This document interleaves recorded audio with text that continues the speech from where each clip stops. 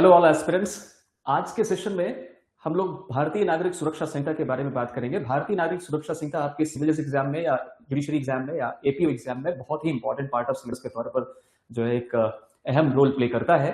भारतीय नागरिक सुरक्षा संहिता का रेलेवेंस अगर हम एपीओ एग्जामिनेशन के अंदर देखें, अभी हाल में आप राजस्थान एपीओ के लिए अपियर होंगे, मध्य प्रदेश एडीपीओ के लिए अपियर होंगे और साथ साथ छत्तीसगढ़ एपीओ के लिए भी आप तैयारी कर ही रहे होंगे। तो भारतीय नागरिक सुरक्षा संहिता में हम पहले आज के सेशन में कुछ उन फैक्टर्स को डिकोड करेंगे जो आपके एग्जाम के लिए बहुत खास महत्व रखते हैं। आपको इसके प्रिपरेशन में की चीजों को बिल्कुल भी लीव आउट नहीं करना चाहिए।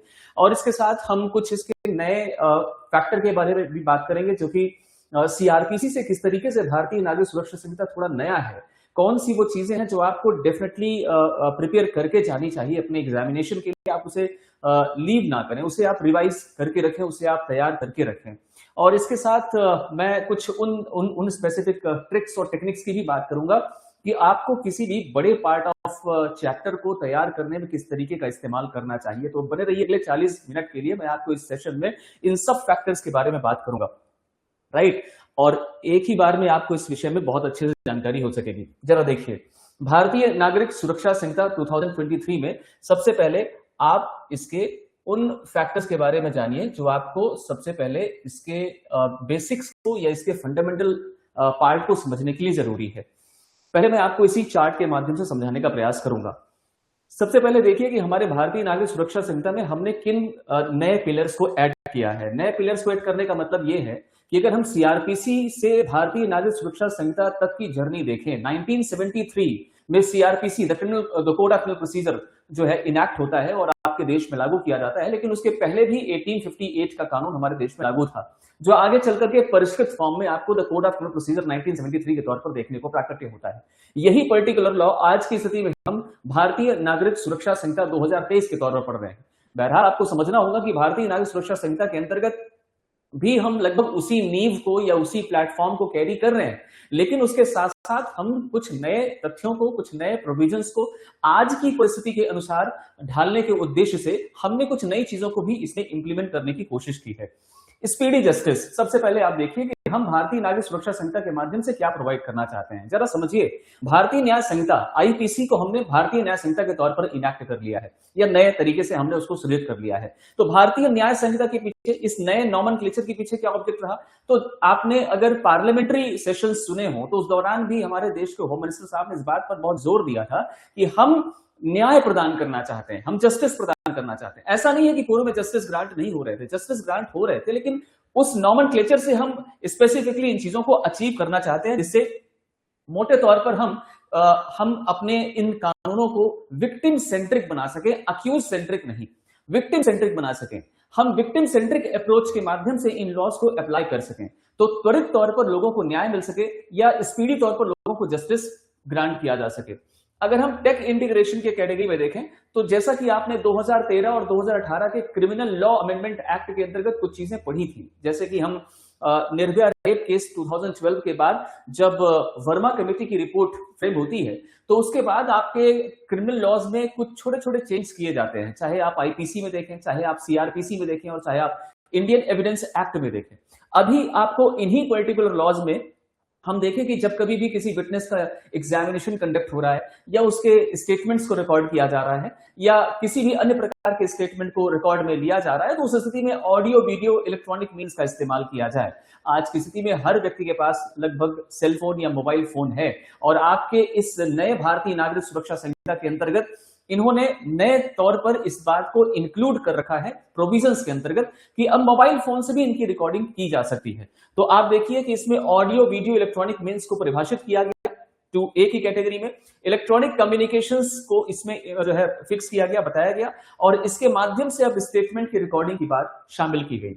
विक्टिम सेंट्रिक अप्रोच, जैसा कि मैंने अभी आपसे कहा कि अब हमने the code of criminal procedure से भारतीय नागरिक सुरक्षा संहिता की ओर जब हम मूव करते हैं तो हम अक्यूज सेंट्रिक अप्रोच से अब विक्टिम सेंट्रिक अप्रोच की ओर जा रहे हैं। अगर आप सीआरपीसी का ठीक तरीके से अवलोकन करेंगे तो आप पाएंगे कि सीआरपीसी में जो प्रोविजंस कंसिस्ट कर रहे थे वो बहुत हद तक हमारे अभियुक्त व्यक्ति, आरोपी व्यक्ति को जो है कुछ ज्यादा अधिकार प्रदान कर रहे थे या उनके सुरक्षात्मक भाव को अपने अंदर कंटेन करते थे। लेकिन अब हमने कोशिश की है कि हम अपने बीएनएसएस में कुछ इस तरीके के प्रावधान प्रोसीजरल एस्पेक्ट में इंप्लीमेंट करें कि हम विक्टिम सेंट्रिक अप्रोच को मैंडेटरी तौर पर एनफोर्स करा सकें। मैं थोड़ा आगे बढ़ूं इससे पहले कुछ कॉमन फैक्टर्स आपको पता होने चाहिए कि बीएनएसएस अपने आप में किस नेचर का लॉ है। ये अपने आप में प्रोसीजरल लॉ कहलाएगा, या अपने आप में प्रक्रियात्मक प्रकार का कानून कहलाएगा। क्यों?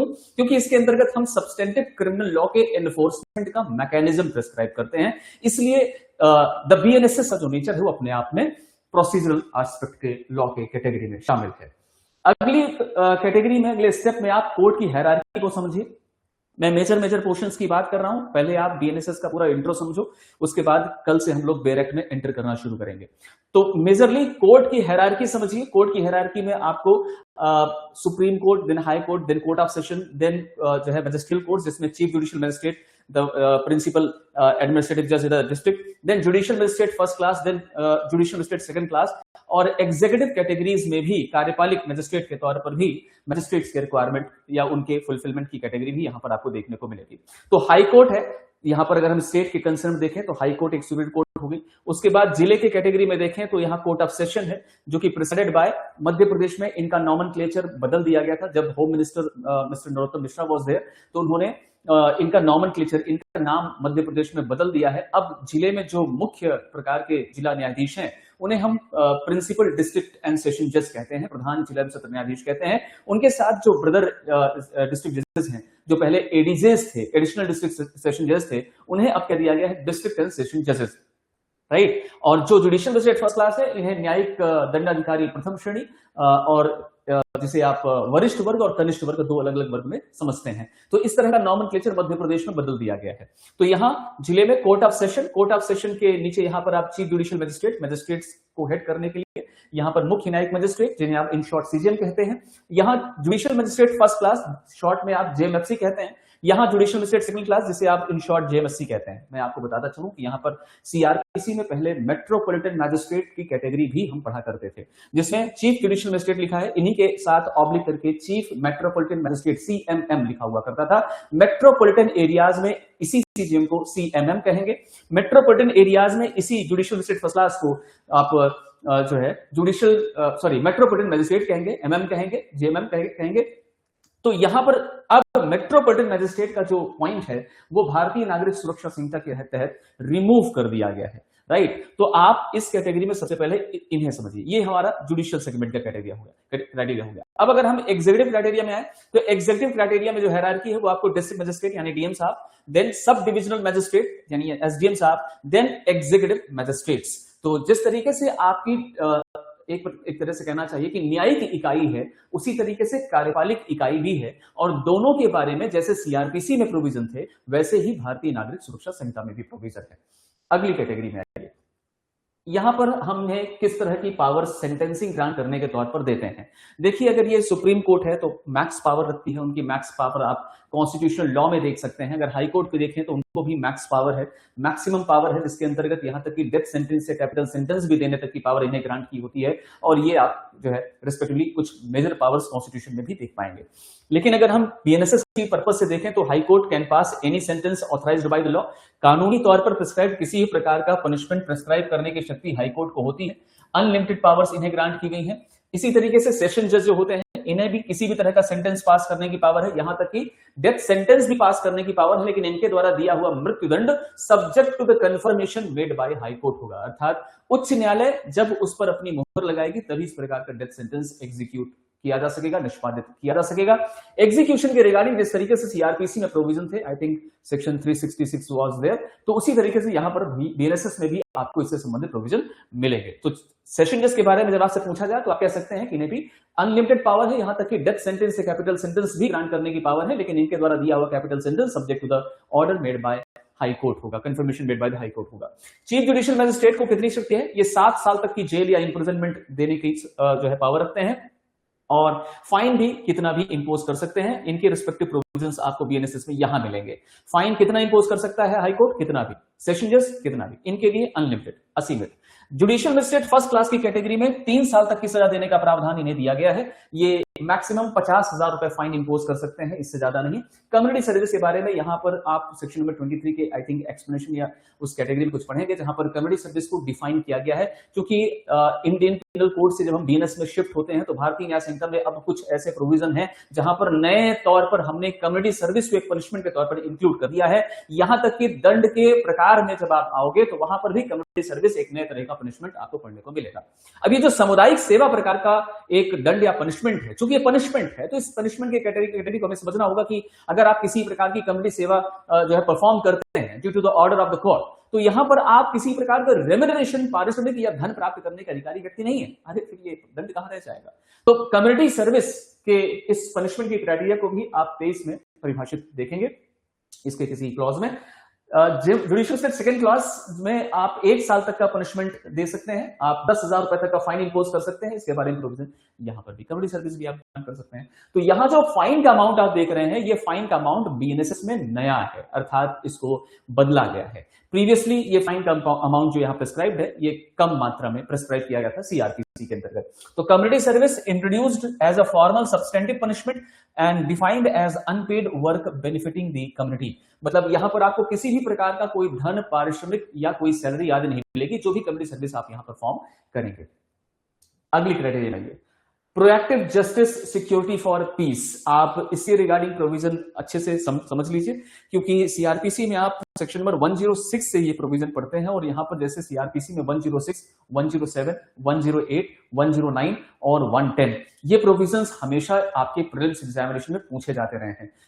रिगार्डिंग एग्जीक्यूशन ऑफ बॉन्ड या बंध पत्र के निष्पादन के रिगार्डिंग। तो बॉन्ड के एग्जीक्यूशन के रिगार्डिंग कितने समय का बॉन्ड भराया जा सकेगा, कौन इस प्रकार का आदेश दे सकेगा, जुडिशियल मजिस्ट्रेट या सेशन जज या एग्जीक्यूटिव मजिस्ट्रेट, इनसे क्वेश्चन लगातार आपके एग्जाम में पूछे जाते रहे, इसलिए आपको इसे प्रिपेयर करना चाहिए। अब नए बीएनएसएस के अंतर्गत आपको ये रिस्पेक्टिवली 125, 26, 27, 28, 29 के प्रोविजंस में पढ़ने को मिलेगा, जहां पर कन्विक्शन बेस्ड सिक्योरिटी यानी धारा 125 बात करता है security for keeping peace on conviction की। जब किसी व्यक्ति को किसी मामले में दोषित करार दे दिया जाए, इसे आप केवल अभी इंट्रोडक्टरी वे में समझिएगा ना। मैं इन डेप्थ इन सब प्रोविजंस में चलूंगा अगले 10-15 दिन के सेशंस में। अगले 10-15 दिन में आपका बीएनएसएस जो है कंप्लीशन की कैटेगरी में आ जाएगा, और सितंबर फर्स्ट वीक से आप लगातार टेस्ट परफॉर्म करिए और चीजों को रिवाइज करिए। राइट, ये एक लास्ट सब्जेक्ट है जो आपका जो है हम सेशन में ले रहे हैं। तो कन्विक्शन बेस्ड सिक्योरिटी के अंतर्गत सेक्शन नंबर 125 में जब आपको किसी भी प्रकार के ऑफेंस के लिए दंड दिया जाता है, दोषित किया जाता है, तो वहां पर परिशांति बनाए रखने के लिए या पीस मेंटेन करने के लिए आपसे सिक्योरिटी बॉन्ड एग्जीक्यूट कराया जा सकता है। ये आदेश कौन देगा? ये आदेश सेशन कोर्ट अथवा जुडिशियल मजिस्ट्रेट फर्स्ट क्लास देगी। Applicable for chapter number 11 offences assault, criminal intimidation etcetera, और इसका ड्यूरेशन होगा 3 साल। इसी तरीके से आप सेक्शन नंबर 126 में security for keeping peace in other cases, किसी अन्य मामले में परिशांति बनाए रखने के लिए जो है सिक्योरिटी बॉन्ड एग्जीक्यूट कराने का आदेश एग्जीक्यूटिव मजिस्ट्रेट दे सकेगा। 128 में security for good behaviour from suspected persons, अर्थात जो संदेही व्यक्ति हैं उनको अपना अच्छा आचरण बनाए रखने के लिए बॉन्ड एग्जीक्यूट कराने का जो प्रोविजन है 128 में है। और इसी तरीके से 129 में सिक्योरिटी फ्रॉम हैबिचुअल ऑफेंडर्स, अर्थात वे पर्टिकुलर अपराधी जो अद्यतन अपराधी हैं उनसे बॉन्ड एग्जीक्यूट कराने का प्रोसेस 129 में है। ये डिपेंड करता है कि इसमें 1 साल और 3 साल, दो जगह पर 3 साल, बाकी 1-1 साल के बॉन्ड एग्जीक्यूट होते हैं। यहां पर जिस तरीके से 106, 107, 108, 109, 110 के प्रोविजन आप पढ़ते थे सीआरपीसी में, वैसे ही प्रोविजन यहां है। ये आपके एग्जाम के लिए बहुत इंपॉर्टेंट है, यहां से प्रीलिम्स क्वेश्चन बनते रहते हैं। राइट, यहां पर relevant judgment Madhu Limaye versus sub divisional magistrate का है, constitutional validity of preventive detention के रिगार्डिंग। इस जजमेंट को आप याद रख सकते हैं। आगे जजमेंट की लिस्ट मैं आपको प्रोवाइड करूंगा ही। Maintenance of public order chapter number 11, अर्थात लोक प्रकार का जो एक व्यवस्था है उसे मेंटेन करने के लिए भी कुछ प्रोविजंस हमारे इस भारतीय नागरिक सुरक्षा संहिता के अंतर्गत एग्जिस्ट करते हैं, जो प्रीवियसली सीआरपीसी में भी थे। ये काम मेजरली आपको पता है लॉ एंड ऑर्डर मेंटेन करने का काम एग्जीक्यूटिव अथॉरिटीज और पुलिस पर्सनल्स का है, तो उन्हीं को यहां पर इंटरवेन करना है। अगर आप 148 to 150 के प्रोविजन देखें तो अनलॉफुल असेंबलीज के रिगार्डिंग डिस्पर्सल का आदेश देने की बात है। अगर इस डिस्पर्सल का मतलब है तितर बितर हो जाओ, तो जहां पर अनलॉफुल असेंबली कॉन्स्टिट्यूट होती है वहां पर भीड़ को अलग अलग हो जाने का आदेश हो सकता है, इसे डिस्पर्सल ऑर्डर कहेंगे। और अगर आप डिस्पर्स नहीं होते तो आप पर कुछ सामान्य प्रकार का फोर्स या बल का प्रयोग भी किया जा सकता है।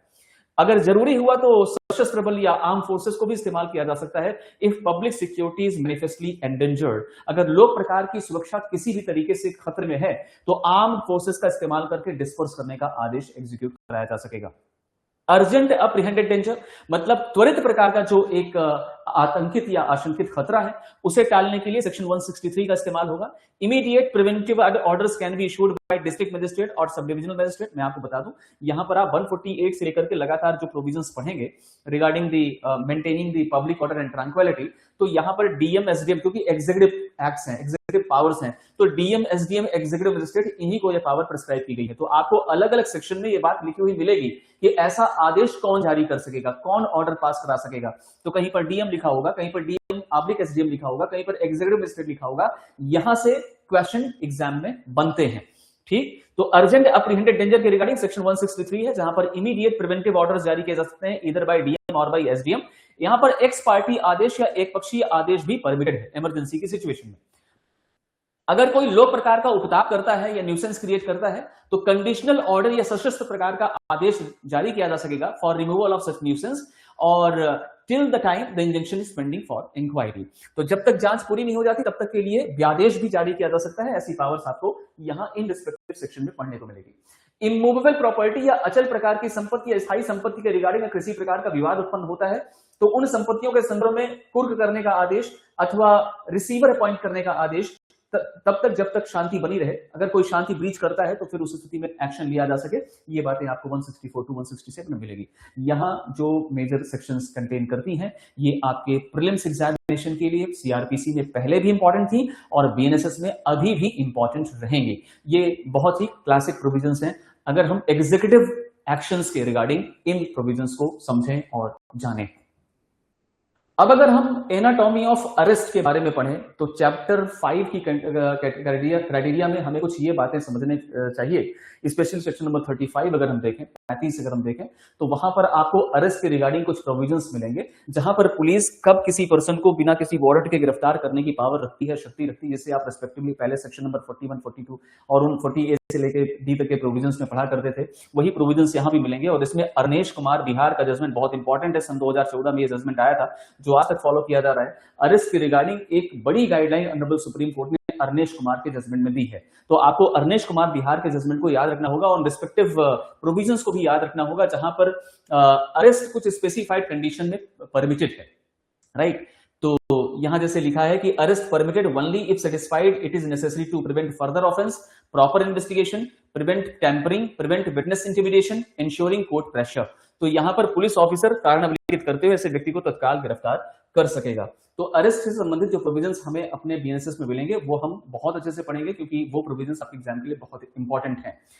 अगला portion rights of arrested and procedural aspect, इसके रिगार्डिंग क्या है। अगर हम आइडेंटिफिकेशन के बारे में देखें तो जो भी कब जब व्यक्ति गिरफ्तार हो रहा हो, कौन गिरफ्तार कर रहा है, पुलिस ऑफिसर। तो जब पुलिस ऑफिसर किसी भी पर्सन को गिरफ्तार कर रहा है तो कुछ रिस्पेक्टिव जो मैनर्स हैं, कैसे मैनर्स, एक स्टैट्यूटरी मैनर्स, उनका कंप्लायंस होना चाहिए। जैसे आप देखिए police must bear accurate visible identification, section 36 आप पढ़ेंगे, वहां लिखा होगा कि अगर मैं पुलिस ऑफिसर हूं और मैं किसी व्यक्ति को गिरफ्तार कर रहा हूं तो मेरा आइडेंटिफिकेशन बैज यानी नेम और कोड मेंशन होना चाहिए ताकि आइडेंटिफिएबल रहे कि मैं एक पुलिस पर्सनल हूं, राइट। राइट टू एडवोकेट यानी आप अपने मामले में किसी भी चॉइस के एडवोकेट को मिलने का अधिकार रखते हैं तब जब इंटरोगेशन हो रहा हो। लेकिन हाल के सुप्रीम कोर्ट के जजमेंट में कहा गया कि at the time of interrogation, complete interrogation process में वकील का मौजूद रहना जरूरी नहीं है, राइट, लेकिन आपका अधिकार जरूर बनता है।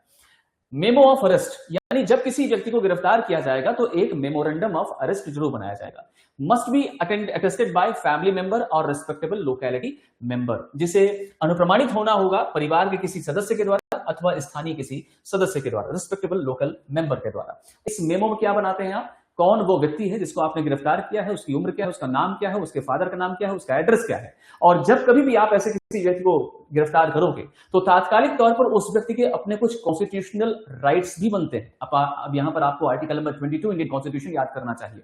आर्टिकल 22 के अंतर्गत आप कुछ मेजर्स पढ़ते हैं कि ऐसे व्यक्ति को गिरफ्तार करने के 24 घंटे के भीतर मजिस्ट्रेट, नियरेस्ट मजिस्ट्रेट के समक्ष प्रेजेंट किया जाए और जब आप उसे गिरफ्तार करते हैं तो उसे आप गिरफ्तारी के आधार अवश्य बताएं। right? Information to relatives, immediate obligation to inform nominated person, designated police officer. तो जिस किसी पुलिस पर्सनल ने किसी भी व्यक्ति को गिरफ्तार किया है, तो उस गिरफ्तार किए गए व्यक्ति के फ्रेंड्स या रिलेटिव्स या फैमिली मेंबर्स को तत्काल इंफॉर्मेशन भेजी जानी चाहिए कि वह व्यक्ति गिरफ्तार हो चुका है और गिरफ्तार होने के बाद उसे किस जगह पर डिटेन करके रखा गया है। ये उसका कॉन्स्टिट्यूशनल राइट ही बनता है और स्टैट्यूटरी राइट तो है ही। तो यहां पर सांविधिक अधिकार होने के साथ साथ ये उसका संवैधानिक अधिकार भी है और इसका उल्लंघन नहीं होना चाहिए, वरना इसके एवज में आपको जो है एक्शन फेस करने पड़ सकते हैं। तो ये कुछ बातें आपको याद रखनी चाहिए। यहां जो बात मैंने आपसे कही सेक्शन 58 में लिखी हुई है, पहले सेक्शन 57 सीआरपीसी में लिखी थी। Strict prohibition on detention beyond 24 hours without magistrates order, अर्थात मजिस्ट्रेट के आदेश के बगैर आप किसी व्यक्ति को 24 घंटे से ज्यादा डिटेन करके नहीं रख सकते। इसीलिए आर्टिकल 22 में भी ये बात प्रिस्क्राइब है कि ऐसे व्यक्ति को गिरफ्तार करने के 24 घंटे के भीतर नियरेस्ट मजिस्ट्रेट के समक्ष प्रेजेंट कीजिए for further taking the custody or not, right. और इस पर D K Basu state of West Bengal एक बहुत लैंडमार्क डिसीजन है regarding maintaining the fundamental right of the arrestee person. जिस व्यक्ति को गिरफ्तार किया गया है उसके मूलभूत अधिकार क्या है, इसके लिए D K Basu state of West Bengal का जजमेंट आपको पढ़ना चाहिए, राइट। अब हम थोड़ा सा टर्न करते हैं सीआरपीसी से बीएनएसएस की हमारी यात्रा में, जर्नी में हमने किन नई चीजों को इंप्लीमेंट करने की कोशिश की है। जैसा मैंने अभी आपसे कहा कि हम अब एक टेक एरा में हैं, तकनीकी युग में हैं, हम एक डिजिटल एरा में हैं और इस एरा में जो क्राइम का सीन है वो अपने आप में 180 डिग्री चेंज हो चुका है। या क्राइम कमिट करने वाला जो अक्यूज्ड पर्सन है वो अब जो है ट्रेडिशनल मेथड से क्राइम कमिट नहीं करता, अब वो टेक्नोलॉजी का यूज करता है। तो अगर आप अपने आप को अपग्रेड नहीं करेंगे तो आप ऐसे अक्यूज पर्सन या अपराधी व्यक्ति को कैच नहीं कर सकेंगे। इसके लिए जरूरी था कि हम अपने भारतीय नागरिक सुरक्षा संहिता में थोड़ा सा इन चीजों को भी इंप्लीमेंट करने की कोशिश करें। इसीलिए हमने बीएनएसएस के अंतर्गत उन ऑफिसर्स के लिए जिनका पनिशमेंट 7 साल या उससे ज्यादा है, उन कैटेगरीज में फॉरेंसिक टीम के द्वारा इन्वेस्टिगेशन की प्रक्रिया को मैंडेटरी कर दिया। अगर आपके जिले में फॉरेंसिक टीम नहीं है तो आप किसी नेबर स्टेट, नेबर डिस्ट्रिक्ट से फॉरेंसिक टीम को बुलवाइए और उसके माध्यम से उस मामले में उस क्राइम सीन को इन्वेस्टिगेट कराइए। ये मैंडेटरी तौर पर हमारे बीएनएसएस के अंतर्गत लिखा हुआ है। तो आपको देखने को मिलेगा कि हमने कुछ चीजों को यहां नए तरीके से सब्स्टिट्यूट किया है। जैसे रूटीन मेडिकल एग्जाम सेक्शन 53 में आप पढ़ेंगे, examined bye medical officer soon after the arrest. जिस किसी व्यक्ति को गिरफ्तार किया गया है तत्कालिक तौर पर उसका मेडिकल एग्जामिनेशन या परीक्षण होना चाहिए। Female arrestees examined only under the supervision of female medical officer. अगर कोई महिला गिरफ्तार हुई है तो उसका मेडिकल एग्जामिनेशन एक मेडिकल ऑफिसर जो कि फीमेल ही हो उसके माध्यम से करवाया जाना चाहिए।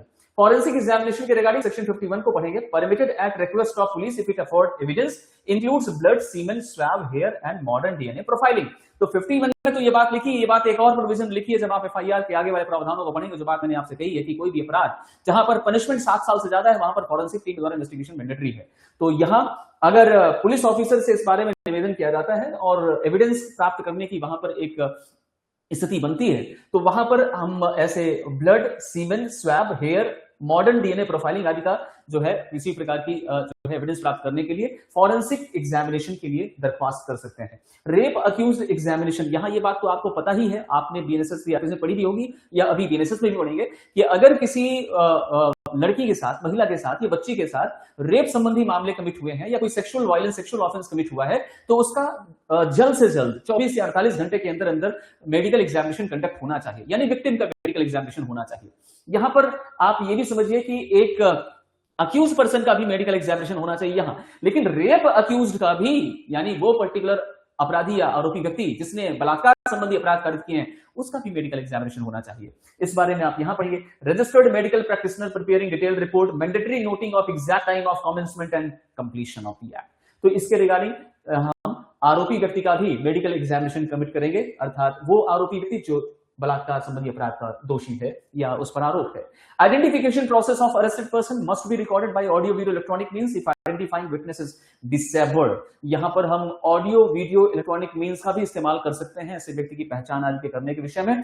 और आगे आप अपीयरेंस के रिगार्डिंग भी प्रोविजन पढ़ते हैं। ये आप सीआरपीसी में पढ़ा करते थे कि किसी पर्सन को अगर कॉल करना है, बुलाना है न्यायालयीन कार्यवाहियों में या अदरवाइज, तो आप समन कॉल करते हैं, या समन से व्यक्ति नहीं आ पा रहा है तो आप थोड़ा कड़ा रुख अपनाते हैं, वारंट इश्यू करते हैं या फिर अरेस्ट वारंट जारी करते हैं और उस व्यक्ति की अपीयरेंस प्रोक्योर कराते हैं। तो अपीयरेंस के लिए हम इन मीन्स का इस्तेमाल करते हैं, या तो समन की प्रोसेस या फिर वारंट की प्रोसेस। क्या लिखा हुआ है, सम्मन करेंगे। 63 से लेकर के 71 के प्रावधानों में या प्रोविजंस में आप पढ़ेंगे कि ऐसा सम्मन उस व्यक्ति को पर्सनली सर्व किया जा सकता है या फिर अदर मींस, यानी कोर्ट के जो प्रोसेस सर्वर होते हैं उनके माध्यम से उन पर जो है ऐसे सम्मन को सर्व किया जा सकता है। इसके साथ आज की स्थिति में हम इलेक्ट्रॉनिक कम्युनिकेशंस का भी इस्तेमाल कर सकते हैं। ये बात बीएनएसएस में हमने अब लिख ली है कि हम इलेक्ट्रॉनिक मींस के माध्यम से भी व्यक्ति को जो है इन्फॉर्म कर सकते हैं। Service on family member permitted if targeted not found, मतलब जिस व्यक्ति के लिए सम्मन भेजा गया है वो व्यक्ति अगर घर पर नहीं पाया जाता है तो उसके परिवार के सदस्यों को भी आप सम्मन सर्व करा सकते हैं। सम्मन सर्व करने के जो प्रोसेस या प्रक्रियाएं हैं वो आपको आगे चलकर के कुछ और अलग अलग तौर पर रिस्पेक्टिव सेपरेट प्रोविजंस में देखने को मिलेगी कि अगर व्यक्ति किसी गवर्नमेंट एस्टेब्लिशमेंट में काम करता है या गवर्नमेंट सर्विसेज में है तो वहां पर सम्मन किसे सर्व होना चाहिए, कंपनीज में है तो सम्मन किसे सर्व होना चाहिए, और उसके रिगार्डिंग कोर्ट के पास एविडेंस कैसे कलेक्ट होगा कि सम्मन ठीक तरीके से सर्व हुआ है या सम्मन की तामीली सही तरीके से हुई है। अगर सम्मन जो है ठीक तरीके से तामीली होगी, व्यक्ति उसके बाद भी उपस्थित नहीं होता, तो आप वारंट का इस्तेमाल कर सकते हैं, जहां 72 से लेकर 83 के प्रोविजंस प्रिस्क्राइब है। अब वारंट का फॉर्म क्या होगा, सम्मन का फॉर्म क्या होगा, इसके लिए आप चाहें तो बीएनएसएस के शेड्यूल में जाइए, वहां पर आपको कुछ फॉर्म नंबर्स दिए हुए हैं, जिन फॉर्म नंबर्स में आप सम्मन का प्रारूप क्या होगा, वारंट का प्रारूप क्या होगा, उन्हीं फॉर्म्स में ये चीजें जारी भी होती हैं। प्लीज एक बार उसे रीड जरूर करिएगा, और वो फॉर्म नंबर कौन सा है वो जरूर याद रखिएगा, जैसे बेल के रिगार्डिंग, चार्ज के रिगार्डिंग, सम्मन के रिगार्डिंग, वारंट के रिगार्डिंग। तो ये अक्सर आपके एग्जाम में आ भी जाता है किस फॉर्म में कौन सा पर्टिकुलर, किस नंबर में कौन सा फॉर्म प्रिस्क्राइब है। तो एक रिटन और साइंड और सील्ड ऑफ द कोर्ट, न्यायालय का यहां पर हस्ताक्षर या न्यायालय की मुद्रा होगी, प्रिसाइडिंग ऑफिसर के हस्ताक्षर होंगे, और रिटन फॉर्म में वारंट इशू किया जाएगा, और ये पूरे भारत में कहीं पर भी एग्जीक्यूटेबल रहेगा, अर्थात पूरे भारत में कहीं पर भी वारंट का निष्पादन हो सकता है। अगर इसके बाद भी व्यक्ति उपस्थित नहीं हो रहा है तो आपके पास अगली जो तलवार है वो है प्रोक्लेमेशन की, यानी आप उद्घोषणा जारी करवा सकते हैं। अगर व्यक्ति एब्सकॉन्डेड हो चुका है, फरार हो चुका है, और वो कोर्ट की प्रोसेस में नहीं आता है, तो उसे आप एब्सकॉन्डिंग पर्सन के तौर पर डिक्लेयर करा सकते हैं, प्रोक्लेमेशन जारी करा सकते हैं, और इसे आप लोकल किसी न्यूज़पेपर में, जहां कहीं भी व्यक्ति रहता है, निवास करता है, कारोबार करता है, उस पर्टिकुलर लोकल न्यूज़पेपर में या स्टेट न्यूज़पेपर में आप उसे पब्लिश भी करा सकते हैं। पब्लिकेशन में आप यही सारी चीजें मेंशन करते हैं, कोर्ट नंबर अर्थात कोर्ट कौन सा है, कोर्ट को प्रिसाइड कौन कर रहे हैं, डेट क्या है, और इसका पर्पस क्या है, किस सेक्शन या किस चार्ज का अक्यूज्ड पर्सन है, और उसके लिए क्या आदेश है, और 30 डेज का टाइम पीरियड दिया जाता है जिसके अंतर्गत वह व्यक्ति कोर्ट में उपस्थित हो सके, इस बात की सूचना, राइट। तो एक तरीके की ये सूचना ही है। इसके बाद भी व्यक्ति उपस्थित नहीं हो रहा है तो आप उसकी चल अचल संपत्तियों को सीज कर लेने, अटैच कर लेने का प्रोसेस मूव कर सकते हैं, और चाहें तो simultaneously you can issue the proclamation as well as attachment of property. मतलब कुछ एक्सेप्शनल केसेस में, अपवादिक दशाओं में आप उस व्यक्ति के संपत्ति की कुर्की के साथ साथ प्रोक्लेमेशन जारी कर सकते हैं, यानी दोनों प्रोसेस साथ साथ चल सकती हैं, राइट। तो आप व्यक्ति के अपीयरेंस को विवश करने के लिए, कंपेल करने के लिए कुछ इस तरीके के साधनों का प्रयोग करेंगे। ये बातें हम आगे चल करके बीएनएसएस में पढ़ने वाले हैं। Is that clear? यहां से भी क्वेश्चन आपके एग्जाम में अच्छे से आता है। कंपेलिंग प्रोडक्शन एंड सर्चेस, अब तलाशी आदि के बारे में क्या प्रावधान है, तो यहां पर आप किसी भी डॉक्यूमेंट को प्रोड्यूस कराने के लिए व्यक्ति को सम्मन करते हैं, और एविडेंस लॉ याद करिए, हमने पढ़ा है कि अगर किसी पर्सन को आप केवल डॉक्यूमेंट प्रोड्यूस करने के लिए सम्मन करते हैं, कॉल करते हैं, एज अ विटनेस बुला रहे हैं, मतलब डॉक्यूमेंट प्रोड्यूस करने के लिए, तो डॉक्यूमेंट प्रोड्यूस करने के लिए वो आया हुआ है, तो यहां पर अभी उसके साथ cross examination as a witness नहीं हो सकता जब तक उसे एज अ विटनेस ही प्रेजेंट होने का आदेश ना हुआ हो। तो यहां पर किसी व्यक्ति को डॉक्यूमेंट प्रोड्यूस करने का सम्मन 94 में प्रिस्क्राइब है, जहां पर कोई वस्तु, कोई ऑब्जेक्ट, कोई डॉक्यूमेंट जो भी उस इन्वेस्टिगेशन के अंतर्गत रिक्वायर्ड है उसको प्रोड्यूस करने के लिए उसे सम्मन दिया जा सकता है। किसी भी चीज की तलाशी आदि के लिए सर्च वारंट धारा 96 में जारी हो सकेगी, if issued if summons ignored और फॉर स्टोलन प्रॉपर्टी और फोर्स डॉक्यूमेंट, तो यहां पर आप सर्च वारंट जारी करके ऐसी वस्तु की तलाशी कर सकते हैं, उसे सीज कर सकते हैं। डिजिटल मैंडेट धारा 105 में लिखा है, mandatory audio video electronic recording of all search and seizure, जो भी तलाशी और जब्ती होगी वहां पर जरूरी तौर पर ऑडियो वीडियो इलेक्ट्रॉनिक मींस उसकी रिकॉर्डिंग होनी चाहिए। Without this process the evidentiary value of seized item may be compromised, बिना इसके इस प्रकार की जो भी चीजें जब्त होंगी उसकी जो साक्षिक मूल्य है वो कमजोर हो जाएगी, कंप्रोमाइज हो सकती है। जनरल सर्च के बारे में प्रोविजन 103 में है, person in charge of closed places must allow ingress. कुछ प्रोसीजरल एस्पेक्ट हैं, मतलब अगर कल को पुलिस आपके घर में तलाशी वारंट लेकर के आती है और सर्च करना चाहती है तो आपसे भी कुछ अपेक्षाएं हैं। आपसे अपेक्षाएं ये हैं कि आप सामने से हटें, आपसे अपेक्षाएं ये हैं कि आप उनके प्रवेश में रोक ना लगाएं, आपसे अपेक्षाएं ये हैं कि घर में जो महिलाएं हैं उन महिलाओं को साइड करें, या फिर पर्दा नशीन महिलाएं हैं तो उनको आप अलग करें, और किसी भी तरीके से उनकी तलाशी में आप विघ्न क्रिएट ना करें, इंटरवेंशन क्रिएट ना करें। अगर आप किसी तरीके से विघ्न क्रिएट करेंगे तो तोड़ फोड़ कर या फिर किसी भी जगह से ब्रेक कर और तलाशी लेने तक का अधिकार उन्हें रहता है। ये सारी बातें आप प्रोविजंस में देखेंगे। अब अगर हम थोड़ा सा एफआईआर और ईएफआईआर की कैटेगरी में आए, क्योंकि हमने ये बात पढ़ी है कि बीएनएसएस के अंतर्गत जो एफआईआर का प्रोविजन है वो तो इंटैक्ट वैसा ही है जैसा आप सीआरपीसी में पढ़ते थे, लेकिन कुछ ईएफआईआर जैसे प्रावधान या उसमें भी कुछ और बातें जो हम जुडिशियल प्रेसिडेंट्स या न्यायिक दृष्टांतों के माध्यम से समझते थे, उन्हें अब हमने भारतीय न्यायिक सुरक्षा संहिता के रेलेवेंट प्रोविजंस में जगह दे दी है। कैसे, जरा देखते हैं। तो यहाँ एफआईआर के रिगार्डिंग आप 173 में प्रोविजन पढ़ेंगे, ये पहले 154 में एग्जिस्ट करता था सीआरपीसी में। कॉग्निजेबल ऑफेंस, एफआईआर किन चीजों की होती है? एफआईआर हमेशा संज्ञेय प्रकार के अपराधों की होती है, कॉग्निजेबल ऑफेंसेस की होती है। नॉन कॉग्निजेबल ऑफेंसेस की नहीं होती। असंज्ञेय प्रकार के मामलों के लिए एफआईआर लॉज नहीं होती। कंप्लेंट दर्ज कीजिए, जैसे एनआईए के अंतर्गत अगर कोई अपराध हुआ है, डिसऑनर ऑफ चेक का मामला है, तो ऐसी स्थिति में आप अगर पुलिस स्टेशन जाएंगे भी तो एक एनसीआर रजिस्टर के अंतर्गत से नोट जरूर कर लेंगे, लेकिन आपको कह देंगे कि आप मजिस्ट्रेट के समक्ष जाकर के कंप्लेंट दर्ज करिए, शिकायत दर्ज करिए, इस्तिगासा दर्ज करिए। तो कॉग्निजेबल ऑफेंसेस के लिए एफआईआर का प्रोविजन सेक्शन 173 में हम पढ़ेंगे। इसी में एफआईआर परिभाषित भी है। एफआईआर यानी first information report regarding cognizable offence, जो भी अपराध घटित हुआ है, संज्ञेय अपराध हुआ है, उसके बारे में प्रथम सूचना जिसे दर्ज की जाती है। इमीडिएट एफआईआर रजिस्ट्रेशन, इस बारे में आप अपने दिमाग में भी क्लियर रहना कि अगर कभी कोई कॉग्निजेबल ऑफेंस किसी भी जगह पर घटित होता है तो सुप्रीम कोर्ट ने एक बार नहीं 1000 दफा इस बात को कह दिया है कि पुलिस पर्सनल का काम है कि तात्कालिक तौर पर एफआईआर लॉज होनी चाहिए। एफआईआर लॉज होती है तो एफआईआर लॉज की जाएगी immediately whenever such kind of information is coming to the police officer. तो इसे तात्कालिक तौर पर लॉज किया जाना चाहिए, क्योंकि जैसे एफआईआर वो स्टेज है जहां से criminal law will come into motion. FIR lodge नहीं होगी तो आपराधिक मामला आगे गति कैसे लाएगा? तो ईएफआईआर मैकेनिज्म का प्रोसेस हमने यहां इजाद किया कि अगर आप पुलिस स्टेशन जा पाने में समर्थ नहीं है तो आप इलेक्ट्रॉनिक तौर पर एफआईआर लॉज करा सकते हैं, लेकिन इसके लिए एक मैंडेटरी प्रोसेस और है कि आप 3 दिवस के अंदर अंदर नियरेस्ट पुलिस स्टेशन में जाकर के एक अपनी साइंड कॉपी दीजिए या फिर वहां पर आप हस्ताक्षर कर दीजिए, तो आप ईएफआईआर लॉज कर सकते हैं। इसके लिए प्रोविजन अब हमारे भारतीय नागरिक सुरक्षा संहिता में प्रोवाइडेड है। जीरो एफआईआर, ये भी हम अक्सर देखा करते थे कि कई बार पुलिस ऑफिसर्स अपने अपने ज्यूरिसडिक्शन का हवाला देकर के इस प्रकार के मामले को रजिस्टर करने से बचा करते थे। उन स्थितियों में सुप्रीम कोर्ट ने कुछ जजमेंट के तहत कहा भी कि आप एफआईआर का कोई नंबर ना देकर के 0 नंबर देकर के एफआईआर लॉस कर सकते हैं। अब ये 0 एफआईआर हमारे स्टैट्यूटरी लॉस के अंतर्गत देखने को मिल रहा है।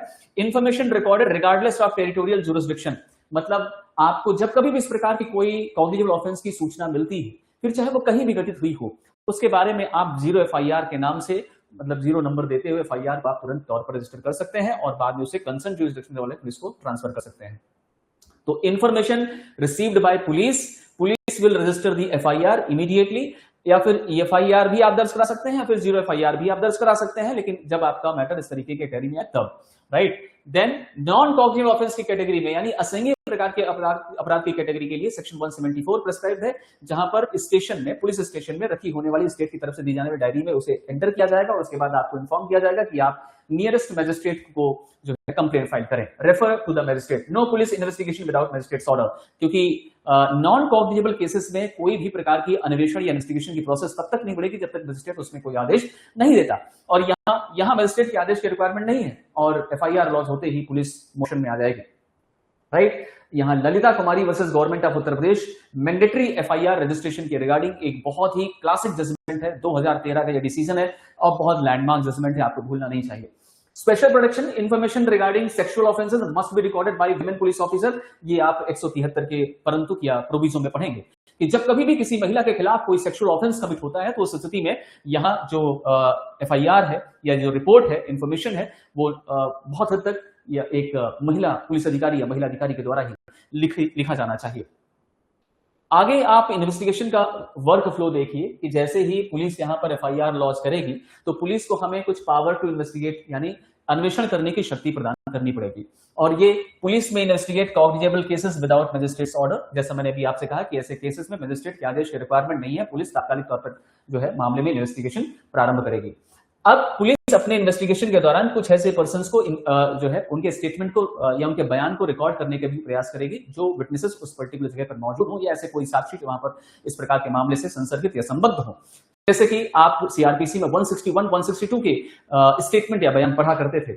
Attendance of witnesses, notice issued, exceptions for 15 year, 60 years, women and disabled persons examined at residence. अगर साक्षी 15 साल से कम का बच्चा है, अगर साक्षी 60 साल से ज्यादा का कोई व्यक्ति है, अगर साक्षी महिला है, अगर साक्षी या विटनेस अपने आप में एक निःशक्त व्यक्ति है, डिसेबल्ड पर्सन है, तो यहां पर आप कोशिश करिए कि उनके रेसिडेंशियल प्लेस पर ही उन्हें एग्जामिन करिए, उन्हें आप पुलिस स्टेशन ना बुलाएं। अदरवाइज अदर पर्संस को आप नोटिस जारी करके उन्हें कॉल कर सकते हैं।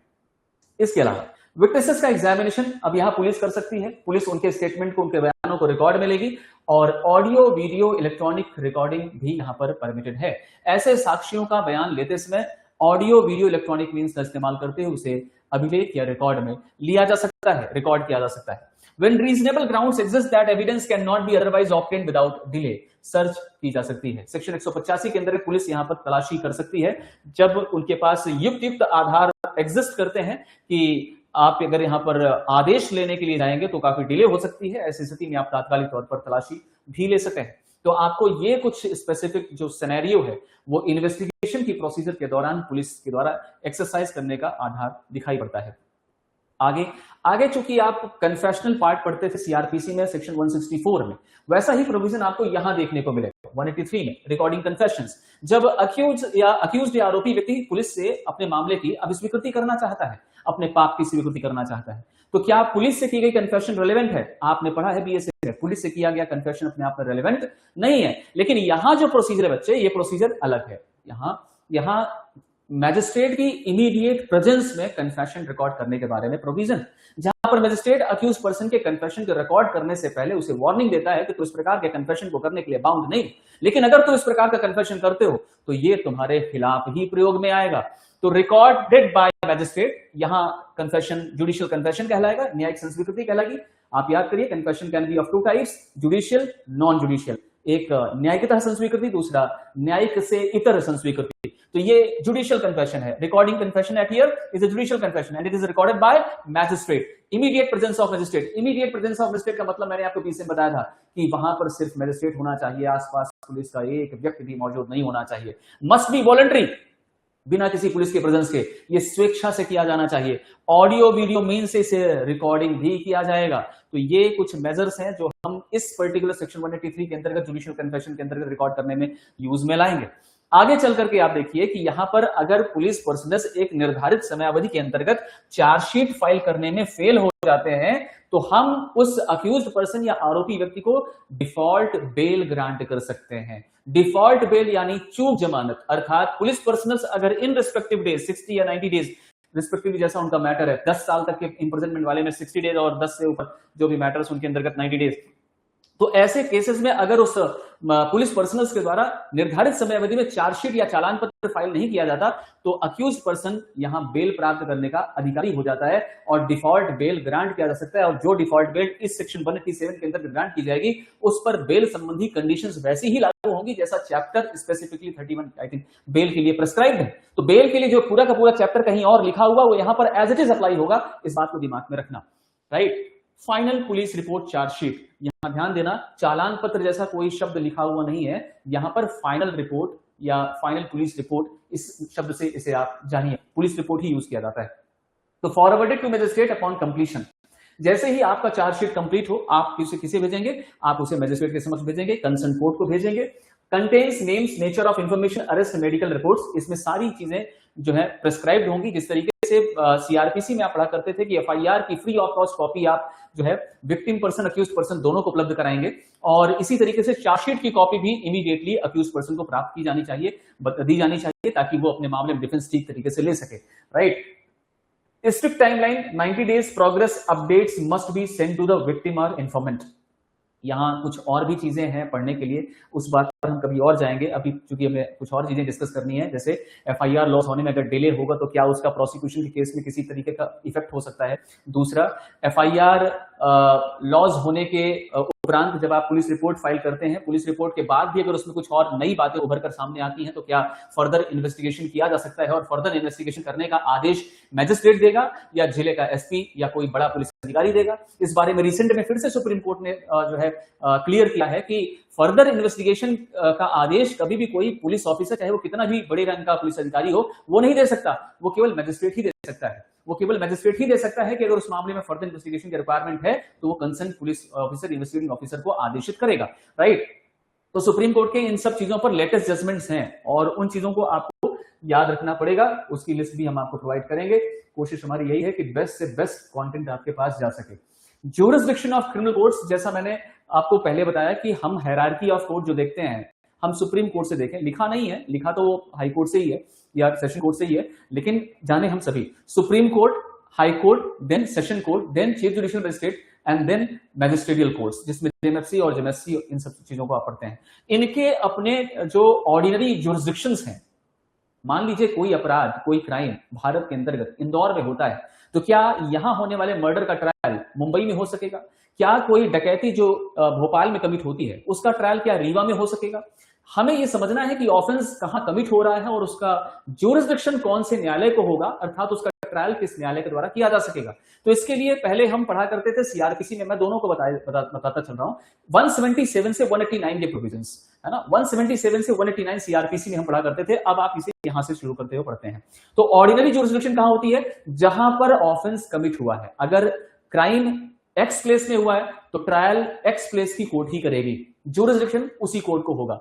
अगर मर्डर इंदौर में हुआ है या इंदौर के पलासिया थाने के ज्यूरिसडिक्शन में हुआ है तो इसका ट्रायल भी ज्यूरिसडिक्शन रखने वाली कोर्ट इंदौर की कोर्ट के अंतर्गत होना चाहिए। तो ऑर्डिनरी ज्यूरिसडिक्शन या सामान्य प्रकार की अधिकारिता क्या है? जहां पर अपराध घटित होता है, प्राइमा फेसी उसी ज्यूरिसडिक्शन रखने वाली कोर्ट को मामले को ट्राई करना पड़ेगा। अब दूसरा, जहां पर परिणाम उत्पन्न होता हो, where the act is done और वेयर द कॉन्सिक्वेंस एंस्यूज, मतलब जहां पर परिणाम निकलकर सामने आए।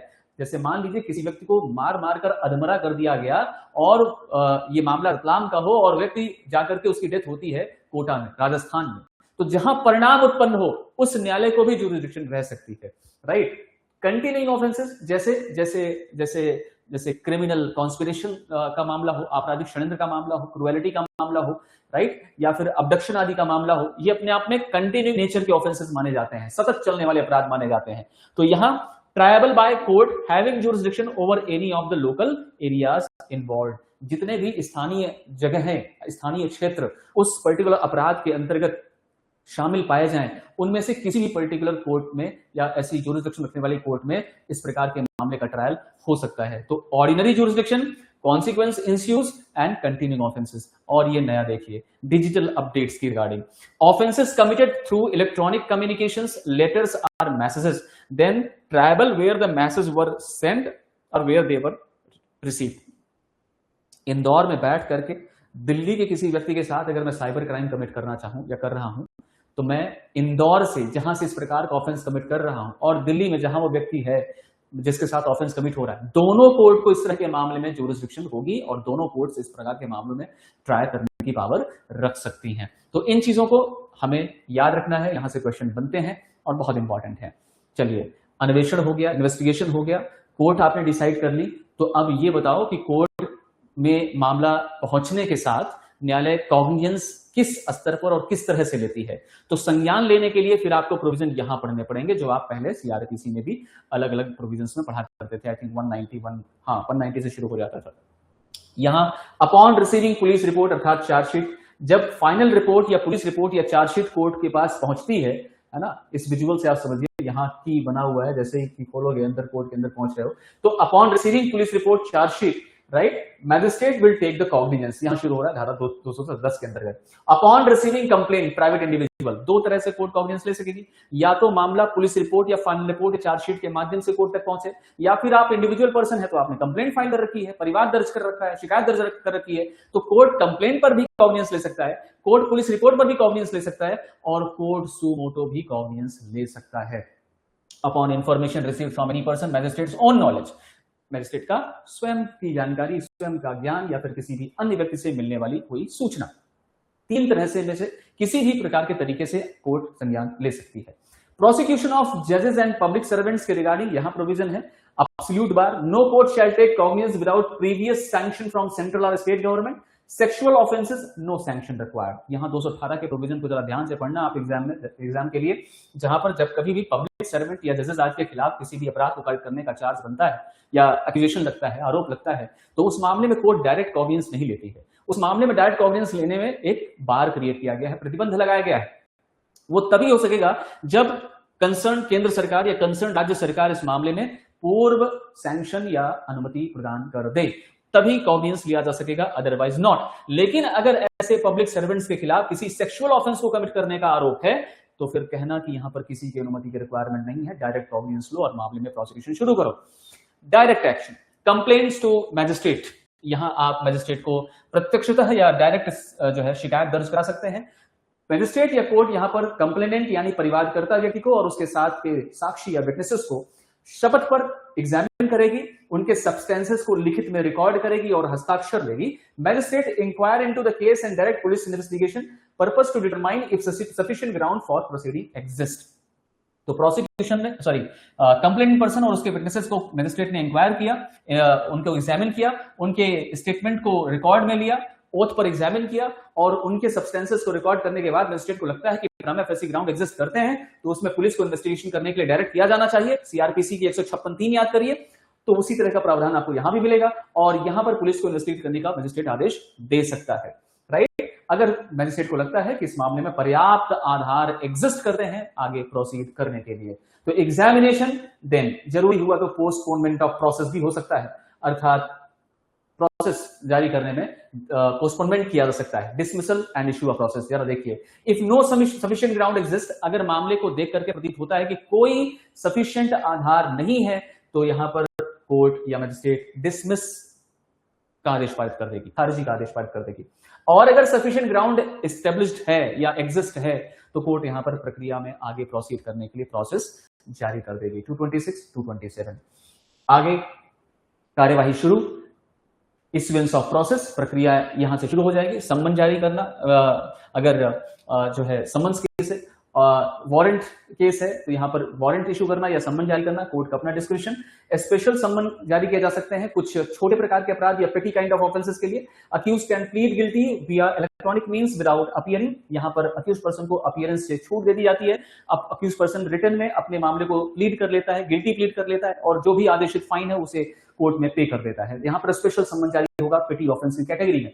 Information parity 230, police report, FIR, statement, confession, accused, यहां court. Mandatory supply of police report, FIR, statement and confessions to the accused.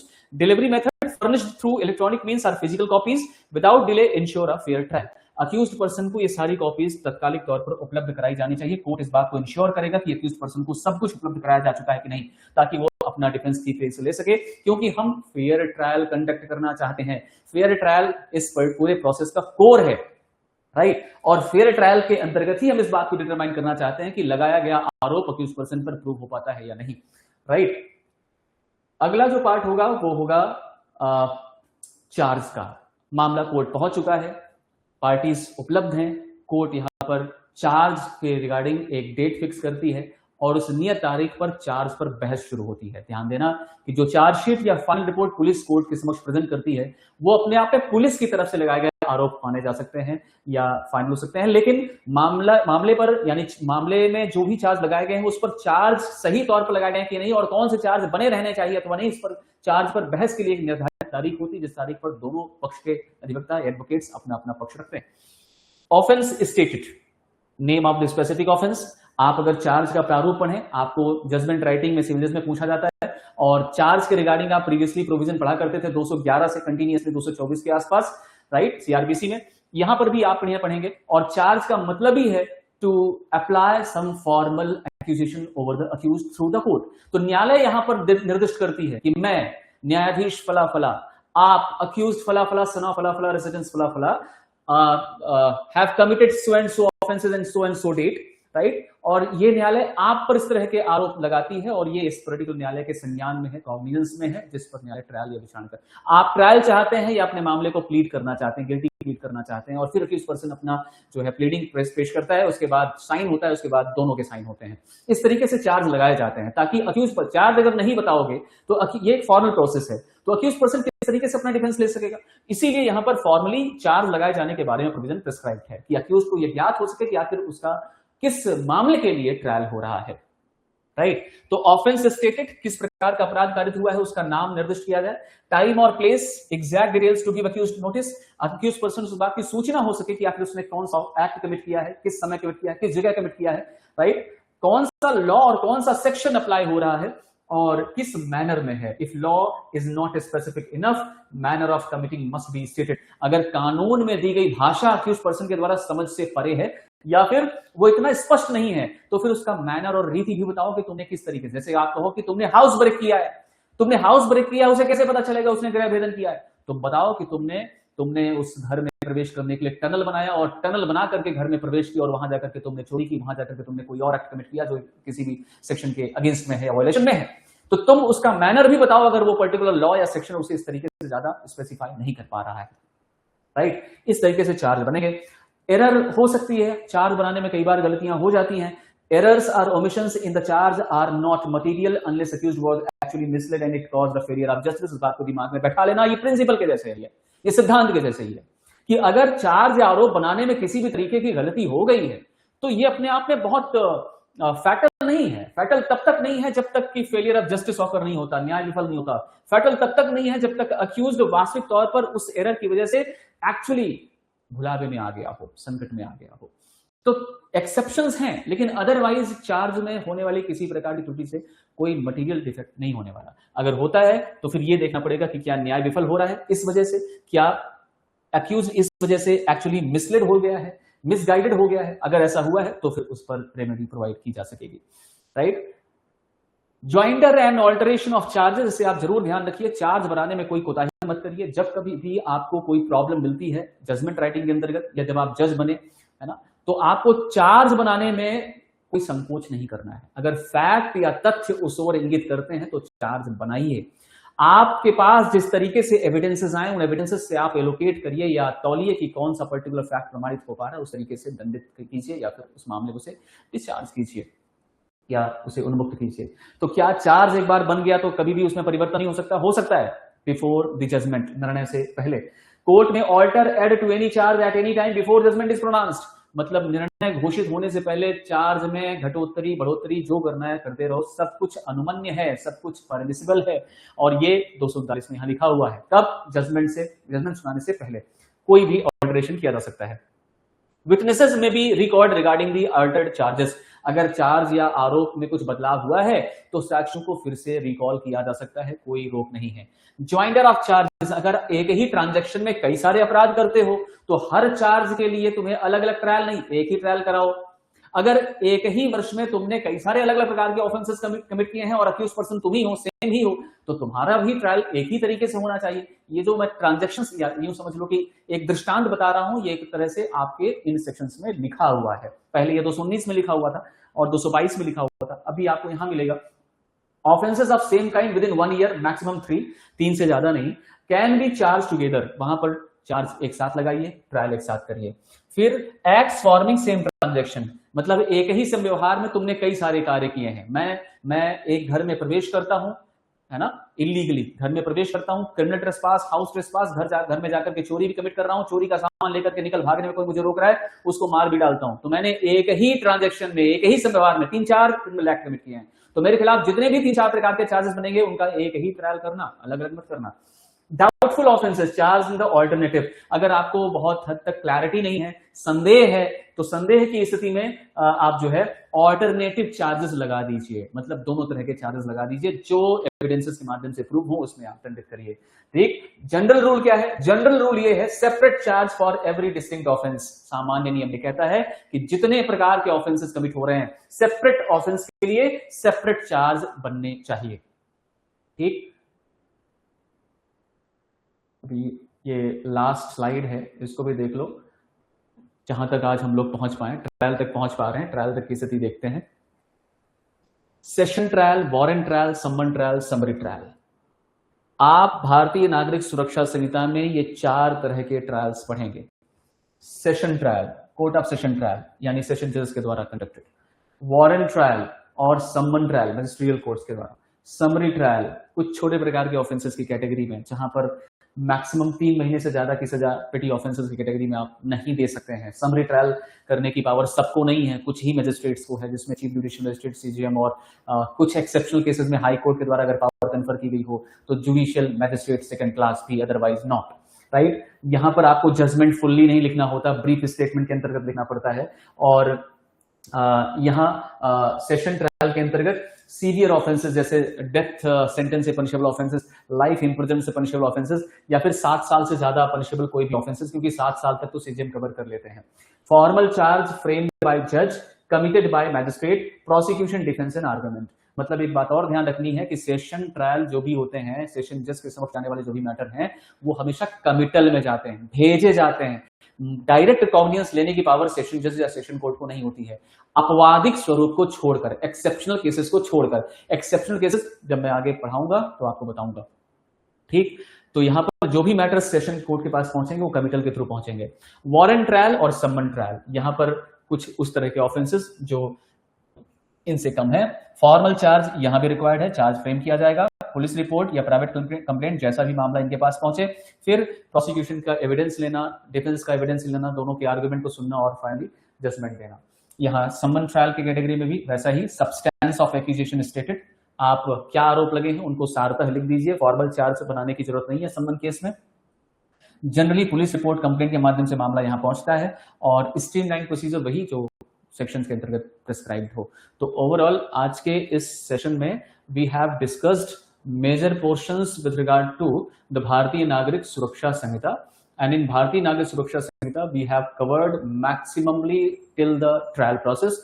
अगले कैटेगरी में we will discuss the other chapters, other sections which are relevant and important for the purpose of your exam, and if possible we will move ahead and enter into the direct provisions after the completion of the intro part 2. This was intro part 1. Thank you so much to join this session.